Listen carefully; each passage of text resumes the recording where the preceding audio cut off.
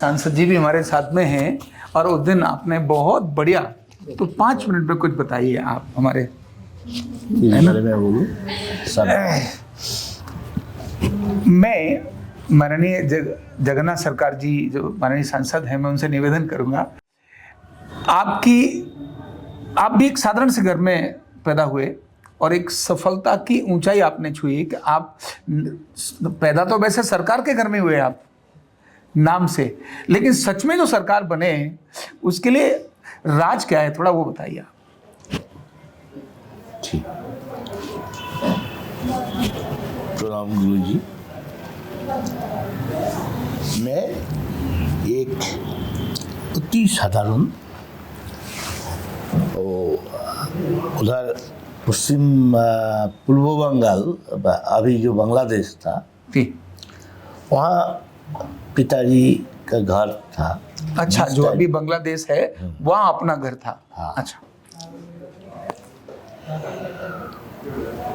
वहाँ से वो एक 92 में जो दंगा हुआ, हाँ, उसी टाइम वो स्थिति अच्छा नहीं है, सम्मान लेकर नहीं रह सकते, इसलिए कौन से वाला सिटी जो वो स्थिति अच्छा स्थिति परिस्थिति जो था, परिस्थिति वो अच्छा नहीं है और सम्मान लेकर वहाँ रहना संभव नहीं है। अच्छा, दंगा हो गया, सम्मान से वहाँ रहना संभव नहीं था। सब छोड़ के, जमीन छोड़ के जो पैसा लेकर पिताजी आया। अच्छा, पिता माता आया। उसी टाइम बॉर्डर पे जो था सब ले लिया। अच्छा, उसके बाद कहाँ रहे, इधर आया जहाँ जमीन सस्ता मिलते हैं, वहाँ कर फ्री जमीन है, लेकर कोई खेती करके पिता माता बड़ा हुआ। वहाँ दामोदर नदी है, बाढ़ होता है ज़्यादा, उस स्थिति पर जन्म लिया मैं। इमोशनल हो गए आप सारी चीज को देख करके। मैं डरते बाढ़ देख कर, इसलिए वहाँ खेती करके थोड़ा पैसा कमाया। फिर वो शांतिपुर उधर ऊंचाई था, जमीन अच्छा था, तो वहाँ कुछ जमीन खरीद किया पिताजी। 5-6 साल जिस टाइम हुआ मैं वहाँ गया। अच्छा,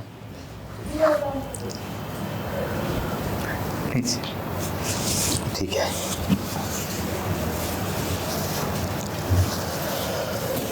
खेती जिस टाइम बड़ा हुआ, 6-7 उम्र हुआ, तो बचपन से ही पिताजी खेती में ले जाते।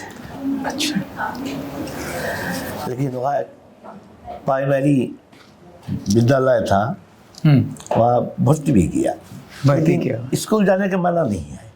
अच्छा, लेकिन काम का टाइम काम करना चाहिए। सही बात है। इसलिए सारी खेती का काम किया।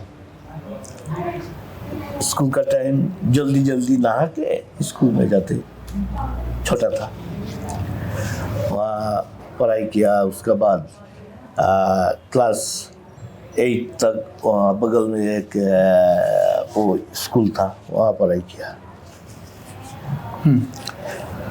उसके बाद शांतिपुर से, वहाँ से लगभग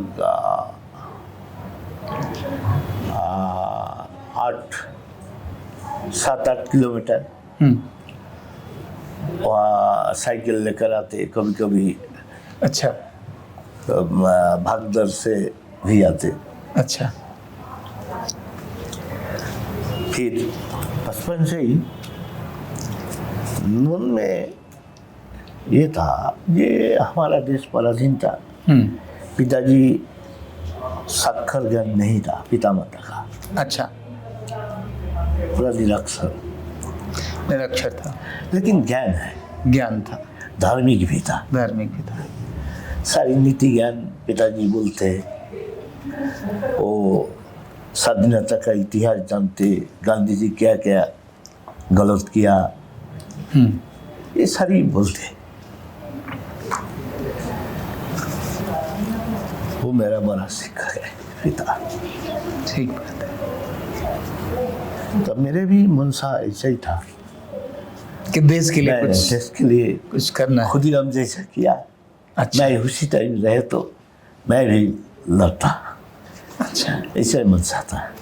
खुदीराम बोस ने जिस तरह से किया मैं भी करूँ। जितने स्वाधीनता, बंगाल तो स्वाधीनता का संग्रामी का क्षेत्र था, ठीक बात है। इसलिए मेरा मन से ऐसा ही था तो मैं समाज के काम करेंगे। पिताजी तब भी कांग्रेस के वोट डालते क्योंकि उसी टाइम और कोई पार्टी ज़्यादा कम्युनिस्ट वाला का पसंद ना पसंद था। तो मेरा भी वो जी इक्वालिटी के बारे में एक वीक पॉइंट था, लेकिन उनका जब सोच देखा दिशा थी धार्मिक नहीं है, धर्म नहीं है, कैसे समाज चलेगा, इसलिए बचपन से थोड़ा कांग्रेस के साथ जुड़ गया।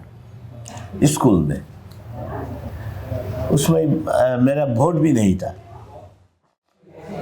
फिर भी सोचा पिताजी के बात सुन के पढ़ाई किया कॉलेज में। कांग्रेस का हिस्ट्री, वो देश विभाजन का हिस्ट्री, नेताजी का साथ क्या क्या हुआ, ये सब सुना तो नेहरू का खिलाफ मेरा मन तैयार हो गया। अच्छा, तब पार्टी का नेहरू के खिलाफ में पार्टी एकदम ना पसंद हो। उसके बाद पार्टी नहीं करते, कॉलेज में पढ़ाई किया, सोशल वर्कर करते। अच्छा, कॉलेज में जब थे तो सोशल वर्कर सोशल वर्कर, कोई पाठ्यचक्र विवेकानंद का किताब पढ़ाना समाज के लिए ही करते। वो कोई वो सबूज अभियान बागान काट रहा है वो खिलाफ, वो चुलाई निशा का तो खिलाफ मूवमेंट करना, यही करते। कोई सोशल वर्क करने जाते, पार्टी के साथ नहीं। उसके बाद बड़ा हुआ, वोट भी नहीं डालते, ऐसा ही मनसा था। तो 92 में जिस टाइम मैं उसी टाइम शिक्षक भी बन गया, पढ़ाई करके शिक्षक बन गए। हाँ, अच्छा, खेलकूद भी करते, बीपीएड। अच्छा, खेलकूद भी करते। अच्छा, मौका तो नहीं मिलते, लेकिन जिस तरह के मिलते हैं वो इन्वॉल्व जो मिला, तो इसलिए कभी फोर्स में शामिल होते तो एक फास्ट 2-1 सेकेंड हो जाते। प्रैक्टिस का कोई मौका नहीं है, लेकिन कॉलेज में भी हो गया ऐसा। तो पढ़ाई करते थे, गांव से आ रहा है तो मेरा एक दोस्त था, बोला जे अरे भाई ये जो फिजिकल एजुकेशन टीचर है ना, वो स्टूडेंट बुटेट होकर खेल कूद कराते, जजमेंट बहुत अच्छा लगता। तो ये क्या है भाई, क्या करके जानता है? वो बोला ये बीपीएड है, ये कल्याणी है, वो मिलना बहुत कठिन है, वो मिलेगा तो नौकरी मिल जाएगा, कम से कम हाई स्कूल का टीचर बन सकते। तो मेरा मनसा हुआ मैं वो करूँगा। अच्छा, तो ग्रेजुएशन कंप्लीट करके ठीक एक बार कंपटीशन शामिल हुआ तो चांस मिल गया। तो उसी टाइम मिलने के बाद तो समाज का साथ जो जुड़ा हुआ, सोशल वर्क करते, वोट भी नहीं डालते। एक घर का बड़ा एक भाई था, उनका पसंद नहीं, माताजी का कोई पसंद नहीं है, तो इसलिए पढ़ाई के टाइम में भी ऐसा। अच्छा, और पैसा भी नहीं दिया, तो कोई दोस्त के साथ वो देखकर वो भी मुझे पैसा हेल्प किया, रुपया कुछ दिया। ऑर्गेनाइजेशन के साथ जुड़ा था, उनका एक होमियो डॉक्टर था, वो सोशल वर्कर का एक टीम, वो भी कुछ दिया। तो मैं हार नहीं मानूंगा, काम नहीं छोड़ेंगे, हाँ, सोशल वर्क नहीं छोड़ेंगे। अच्छा, उस टाइम पार्टी के साथ जुड़ा नहीं है। हाँ, तो पढ़ाई बीपीएड कंप्लीट किया।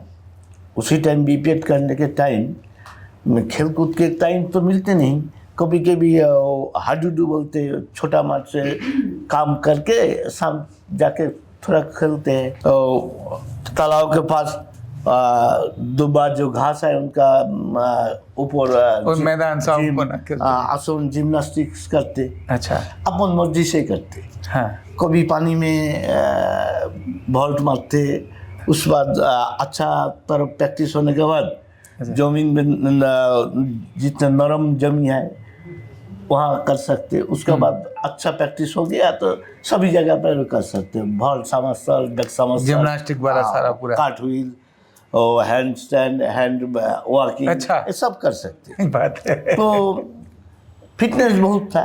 खेल कूद मेरे साथ कोई नहीं, ये पार्टी वो जो कबड्डी ताकत का वो हाडुडू बोलते हैं, छोटा मार्च से खेलना, तो हार में जीत जाते।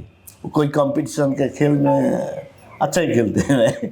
तो वहाँ से बी चांस मिला, तो वहाँ जाके कबड्डी कंपटीशन में शामिल हुआ सिलेक्शन टीम में। मैं चांस मिल गया, ऑल इंडिया खेला कबड्डी में। अच्छा, वो जिम में कभी नहीं गया वहाँ। कबड्डी में ऑल इंडिया खेले आप? ऑल इंडिया खेला इसी साल, एक ही साल में 86-87 में। अच्छा, तो जिम टीचर था वो, वहाँ जिम्नास्टिक थोड़ा मार्ट में प्रैक्टिस किया, कभी जिम में नहीं गया, वहाँ प्रैक्टिस हुआ। तो टीम का मैं सरा था, इसलिए वो जिम्नास्टिक टीम सिलेक्शन हो रहा है कल्याण यूनिवर्सिटी का, वहाँ भेजा। वहाँ जाकर वहाँ भी मैं चांस मिल गया। एक ही साल में 2 सब्जेक्ट में ऑल इंडिया। क्या बात है, तो क्या बात है। लास्ट में बीच में तो सोशल वर्क करते, इसलिए घर के बड़ा भाई तब तक आप पॉलिटिक्स में नहीं कहीं जुड़े थे? पॉलिटिक्स में नहीं जुड़े थे कहीं? सोशल वर्क करते प्लेन, तो पैसा भी नहीं, इसलिए वो धार करके मैं पढ़ाई के कंप्लीट करके आ गया। 2-3 महीने बाद टीचर ही मिल गया। उसी टाइम बहुत वैकेंट था, वो मेरा स्कूल में नौकरी मिल गया। तो उसके बाद वो विस्फोट घटा 92 में, मुंबई विस्फोट। हाँ, 92 में मेरा कौन सा ऐसा ही हुआ। ये देखिए हमारा देश मालूम हो रहा है जो मुस्लिम उग्रवादी कब्जा करने के लिए एशिया महादेश में भारत, हिंदुस्तानी अकेला इस्लामिक कंट्री नहीं है बोल सकते, चीन और भारत छोड़कर, तो ये कब्जा करने के लिए हो रहा है। तो इसके बारे में कॉलेज में जिस टाइम वहाँ ज़्यादा हिस्ट्री अपना किताब पढ़ाई नहीं करते, ज़्यादा पॉलिटिकल दर्शन ये पढ़ते। तो इसलिए मेरे मन सा हुआ जो कम से कम आरएसएस के बारे में जानकारी है, श्यामा प्रसाद मुखर्जी की डायरी पढ़ाई किया, तो मालूम हुआ ये देश रक्षा करना बहुत जरूरी है, मैं आरएसएस करूँगा। अच्छा, के बाद 92 के बाद की बात? बैन था आरएसएस, तब भी मैं शामिल हो गया।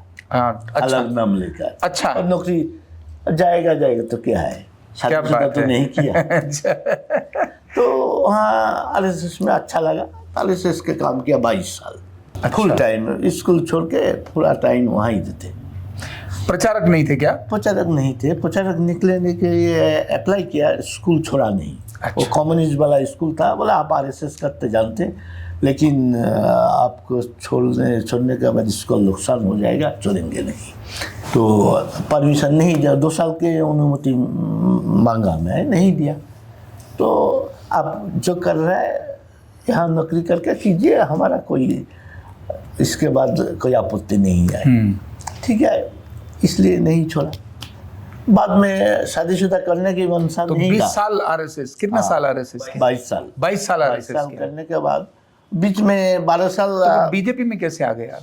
ओ बोल रहा हूँ, तो 12 साल के बाद तो क्या होता है, पहले तो मनसा था शादी नहीं करेंगे, अच्छा, प्रचारक निकलेंगे। तो फिर एक प्रचारक जाकर बोले, अरे भाई नौकरी छोड़ के मेरे साथ आओ, झोला लेके, नहीं तो शादी करके घर पे रहो, काम करो, घर के रह के काम करो। तो लास्ट में 36 प्लस में शादी किया। अच्छा, तो फिर तो संघ करने के बाद माहौल बना, तो संघों ने निर्णय लिया कि इस बार एक बड़ा वर्ग था, पूरा जिम्मेदारी मेरा था, कंप्लीट करने के बाद संघ पंथ प्रचारक सारी पंथ जितने जिम्मेदारी है वो निर्णय लिया, इस बार भाजपा में किसी 2-1 बंदा को भेजेंगे।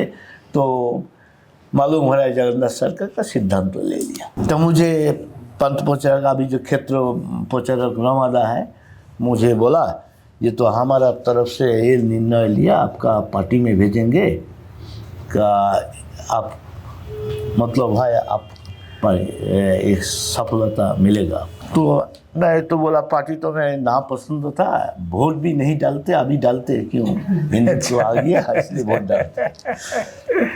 तो मैं बोला ठीक है, मैं पोस्ट नहीं लूँगा, स्टेट से शुरुआत नहीं करेंगे, बूथ से शुरुआत करेंगे, पार्टी के सोचने के लिए अच्छा ही तरफ से, पार्टी अच्छा तरफ से सोच के संगठन क्यों संघ का संगठन जानते, पार्टी नहीं जानते, तो मैं ऊपर से बच जाएंगे तो जितने पार्टी अभी कर रहा है लीडर बनेगा वो तो सोचेंगे अरे हम हटा देंगे, तुम खिलाफ हो जाएंगे, तो मैं बूथ से शुरुआत करेंगे। अच्छा, तब बूथ से शुरुआत किया, वहाँ से डिस्ट्रिक्ट कमेटी के मेंबर बना, डिस्ट्रिक्ट का जनरल सेक्रेटरी, डिस्ट्रिक्ट का प्रेसिडेंट बना। हाँ, तो मैं एक लोकसभा टारगेट करके ही संगठन बनाया। इतने हमला हुआ टीएमसी के, तब भी ऑर्गेनाइजेशन मजबूत बना दिया मैं। तो उसी टाइम 19 आ गया, 19 में सिद्धांत लिया जो कोई प्रेसिडेंट को अभी 19 ये वो 19 साल का प्रेसिडेंट चुनाव से 17 लोकसभा में 2019 में उस टाइम प्रेसिडेंट था। पार्टी ने निर्णय लिया जो किसी डिस्ट्रिक्ट प्रेसिडेंट को टिकट नहीं दूंगा, क्यों, लड़ाएंगे कौन, तो इसलिए जिताएंगे कौन, इसलिए नहीं देना। तो एक डॉक्टर को कभी पार्टी नहीं किया, उनका टिकट दे दिया। तो 5 साल का कॉन्ट्रैक्ट में नौकरी में गया, इसलिए उनका ममता ने मेरा सबसे बड़ा उपकार किया, क्योंकि उनको एनओसी नहीं दिया। अच्छा सर्वे में मेरा नाम जनप्रिय तो सबसे ज्यादा है। हाँ, और क्या चाहते, सभी चाहते इनको आपको टिकट मिलना चाहिए, लेकिन नहीं दिया। वो उसको दिया टिकट, उसको एनओसी नहीं मिला। एनओसी नहीं मिला। तो 15 दिन बाकी था। हाँ, स्कूटिनी तक उनका ही दिया, दूसरा नाम पर मेरा पर्चा भरने के लिए मौका दिया शिव प्रकाश जी। अच्छा, ओके। तो वो स्कूटिनी तक रहेगा, कोर्ट से ऑर्डर ले सकते तो उनका ही टिकट मिलेगा। तो कोर्ट से नहीं ला पाए वो, इसलिए मेरा भाग्य खुल गया। वो सिर्फ टारगेट ना नहीं था स्टेट का, 22 टारगेट किया, 22 में वो लिस्ट में नहीं था। तो फिर मेरा मौका मिल गया, वो आकर बहुत खुश, माहौल बन गया। 15 दिन में मोदी जी गया, इतना आदमी हुआ सबसे ज्यादा। अच्छा, तो सोचा ऐसे जीत सकते। हाँ, तब भी मैं तो पहले ही बोला 2 लाख प्लस जीतूंगा मैं। अच्छा, क्यों 1 लाख मेरा वोटर है, क्यों खेल कूद के लिए सही। सभी जाते खेल चलाते, इसलिए वो और कह रहा है टीचर है, सर जानकारी है, पार्टी से अलग है। तो मेरा स्टूडेंट कम से कम लगभग 25,000 25,000 निकल गया, उनका बेटा बेटी भी वोटर हो गया। तो ये एक माहौल है, वो पार्टी के उठकर मुझे वोट डालेंगे, इससे मेरा विश्वास है। तो शिव प्रकाश जी की बोला 2 लाख जीतूंगा, तो क्या बोले बंगाल में 2 लाख, इससे टारगेट नहीं है, दिमाग ठीक है। तो जगन्नाथ दाना देखिए 1 लाख पार्टी का, 1 लाख मेरा वोटर है, इसलिए मैं जीतूंगा, सीरियसली बोल रहा हूँ। तो और कुछ नहीं बोला था। चुनाव हुआ, होने के बाद भी बोला विश्वास नहीं है। तो हाँ, 2,37,000 से मैं जीता। 2,37,000, क्या बात है, बड़ी बात। पहाड़ छोड़कर मैं 1 नंबर बढ़ गया, वो सिर्फ टारगेट नहीं था। फिर तो इस बार टिकट नहीं देने के लिए तैयार था। दोबारा 25 में वो जो नौकरी छोड़ दिया, वो डॉक्टर, टिकट नहीं मिला, 24 में उनका विधायक बना दिया। अच्छा, मेरा क्षेत्र का अंदर ही विधायक बना। वो फिर इस बार बोला मुझे टिकट देना चाहिए। वो कोशिश किया, सारी उनका पास ही प्रचार कर रहा है, मेरा नहीं मिलेगा, वो डॉक्टर है। तो फिर टिकट मेरा ही मिला। वो पार्टी छोड़कर विधायक वो टीएमसी में शामिल हो गया। अच्छा, हाँ, वो मेरा खिलाफ इस बार चुनाव लड़ा। हाँ, पार्टी का बहुत एक गुट है, उनका समर्थन किया। तो इस मैं अपन से लड़ा, वो पार्टी प्रेसिडेंट और टीम छोड़कर मैं चुनाव लड़ा है, अपना आदमी लेकर लड़ा। और इस बार बंगाल में सारी पहाड़ सब मिलाकर 1 नंबर वाला। अच्छा, सबसे ज्यादा वोट। सबसे ज्यादा वोट इस बार सबसे ज्यादा वोट। पूरे बंगाल के बोला अंदर। आरएसएस का 90% वर्कर जो गड़बड़ है अभी तो क्या है पार्टी करने के लिए आरएसएस में शामिल हो, वो खिलाफ है मेरा। वो बोला ये इनको टिकट मत दीजिए, नहीं जीत पाएंगे, ऐसा माहौल बनाया। संघों ने गड़बड़िया गया, क्यों ऐसा हो रहा है, सारी आपका एमएलए खिलाफ है, डिस्ट्रिक्ट प्रेसिडेंट आपका खिलाफ है, आरएसएस का 90% आपका खिलाफ है, क्यों है? मैं बोला मैं किसी को गलत नहीं किया। गलत नहीं किया। मैं मेरा सामने बोलने की कोई हिम्मत है तो बोलिए, मैं तो कोई क्रिमिनल लेके नहीं चलते, तो बोलने दीजिए। जलधरदा रमादा तब भी मेरे ऊपर आस्था रखा, अच्छा, बीजेपी और संघ दोनों ने तुम आपके ऊपर आस्था। टिकट दिया, लेकिन खिलाफ ही ज़्यादा था। मैं अपन मर्जी से जीत लिया, और सबसे ज्यादा वोट बहुत सबसे ज़्यादा वोट पूरे से पश्चिम जीता। बंगाल में बीजेपी में सबसे ज्यादा वोट। चलिए, बहुत बड़ी बात है। और ये सबसे बड़ी बात क्या है? तो मैं बोल दिया जो अरे सांसद तो खूब बन गया, खेती करके पढ़ाई किया, यहाँ से इतना बड़ा हुआ, और जो मंत्री होने के बाद भी मर जाएंगे। सही बात है। क्या जरूरी है? कोई जरूरी नहीं। ठीक बात है, यही सादगी है। और तो मैं हमेशा इनके बारे में बोलता कि देखिए, एक व्यक्ति गृहस्थ वेश में सन्यासी कैसे होता है, अगर देखना है तो जगन्नाथ सरकार जी को देखना चाहिए कि कहाँ किस तरह का जीवन शुरू हुआ, कितना कठिनाई का जीवन शुरू हुआ। अगर उसको याद करते हैं तो एक अलग प्रकार का मन में भाव आता है ना। और आज खुद के परिश्रम और पराक्रम पर, खुद का परिश्रम पराक्रम, मैं भी बात पूछ रहा था अभी सुबह, हम दोनों ही 8 बजे बाहर आए, आपकी गाड़ी भी आई और मेरी गाड़ी, दोनों के साथ साथ 8 बजे आई। तो उन्होंने कहा पता नहीं क्या, जैसे जीपीएस फिट कर रखा हो हम दोनों को साथ में। तो मैंने कहा वो जल्दी जग गए। बोले बहुत जल्दी जगते हो, रात को कितना भी देर से सोएं, सुबह फिर भी जल्दी जगते हैं। तो जो व्यक्ति ऐसी मेहनत करता है, जो आलस नाम की चीज जिसकी जिंदगी में नहीं है, रिस्पॉन्सिबिलिटी जिसकी जिम्मेदारी है, मतलब जो रिस्पॉन्सिबल है, जो जिम्मेदार है, तो समाज अपने आप उसको अपने सिर पर बिठा लेता है। इसलिए पिछली बार जितने मतों से जीते, इस बार टॉप मतों से जीते।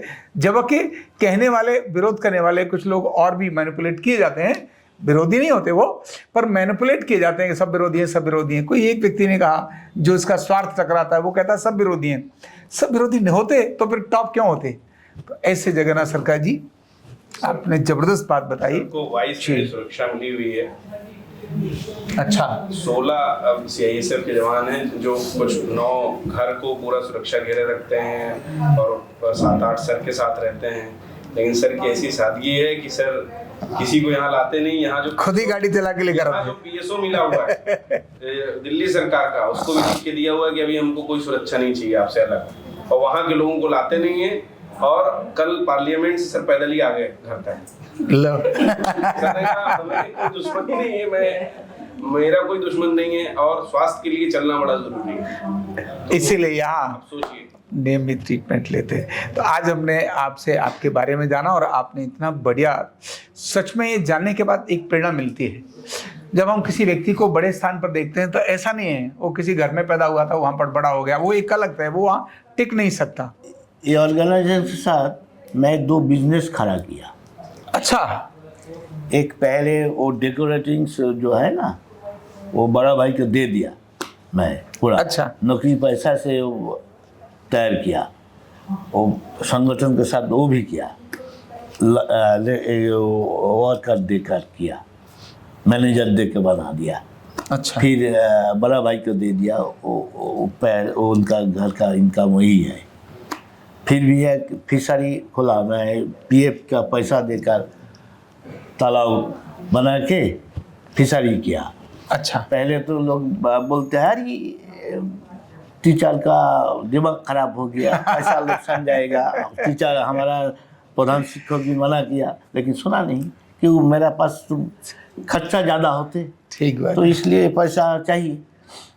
तो लोन लेकर वो पैसा फिशरी करके पैसा हुआ, तो डिस्ट्रिक्ट प्रेसिडेंट जिस टाइम बना, किसी के पास पैसा उठाते नहीं। वो फ्यूल का, कार चलाने का पूरा खर्चा मैं देते।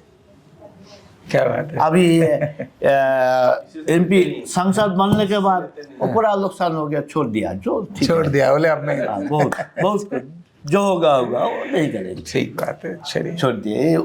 ऊंचाई होने के पार्टी चलाने के लिए किया हो। ठीक बात है। सब पार्टी पूछते हैं आपका क्यों जरूरी है, क्यों जरूरी है। मैं रात में 2-3 बजे शीत के ठंडा के बीच में तालाब में नाम के वो फिशरिंग के लिए फिशरिंग करते हैं, उनका वो जो फिशरी मैन है, फिशरमैन है, उनका साथ काम सोचने के लिए। अच्छा, सीखने के लिए रात को फिशरिंग की। 10 बजे पार्टी RSS करके घर घुसते, उसके बाद तालाब रात बजे 2 घंटे 2.5 घंटा नींद आने के बाद फिर वहाँ जाते ऐसा यही परिश्रम। फिर मार्केट करके नहा के मोटरसाइकिल लेकर स्कूल जाते, फिर मोटरसाइकिल लेकर संगठन करके फिर रात आते। मतलब ऐसा ही संग भी, परिश्रम किया, फिशरिंग भी और पढ़ाई स्कूल भी। ठीक बात है। इसीलिए व्यक्ति की कामयाबी होती है। आलस व्यक्ति को कामयाब नहीं बनाने देता। परिश्रम और विश्वास खुद पर भी और सामने वाले पर भी, ये दोनों ही व्यक्ति को कहीं से कहीं पहुंचाते हैं। बहुत बहुत धन्यवाद आपका, आपने समय निकाला और अपने बहुत बहुत धन्यवाद। न्यूरोथेरेपी का कंप्लीट कोर्स सीखने के लिए जुड़िए हमारे ऑनलाइन ट्रेनिंग प्रोग्राम से और जानिए करीब 100 बीमारियों का इलाज बिना दवा और बिना मशीन के। इस न्यूरोथेरेपी ऑनलाइन ट्रेनिंग प्रोग्राम से आप घर बैठे बन सकते हैं गवर्नमेंट सर्टिफाइड न्यूरोथेरेपिस्ट। रजिस्ट्रेशन के लिए नीचे दिए गए नंबर पर अभी कॉल करें और हाँ, हमारे वीडियो को लाइक करना, शेयर करना और चैनल को सब्सक्राइब करना बिल्कुल भी ना भूलें। धन्यवाद।